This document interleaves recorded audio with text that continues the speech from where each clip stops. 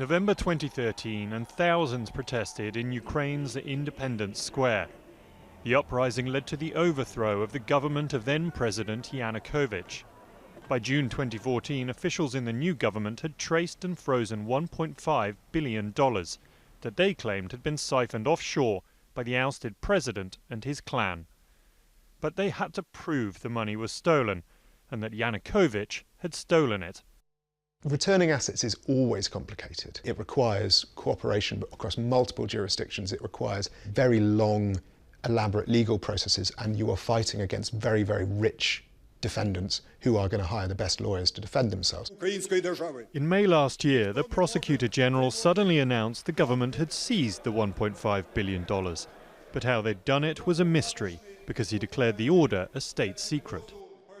It is shocking that rather than being something which is open, in which Ukrainian people should know, who and what had been taken from them, by whom, instead of that, it's all kept secret. Jazeera Investigations has obtained this exclusive copy of the ruling. This ruling clearly identifies Investment Capital Ukraine acting as a brokerage firm for some of the companies involved in Yanukovych's corruption.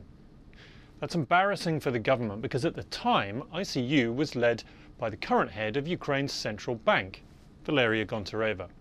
And it has advised President Petro Poroshenko, here seen with his predecessor Viktor Yanukovych in 2012.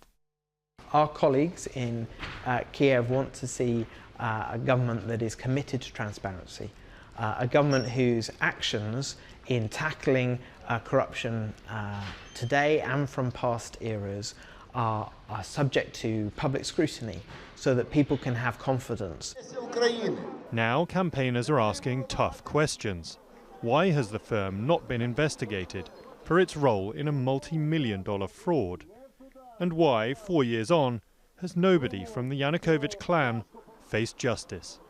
Will Jordan, Al Jazeera.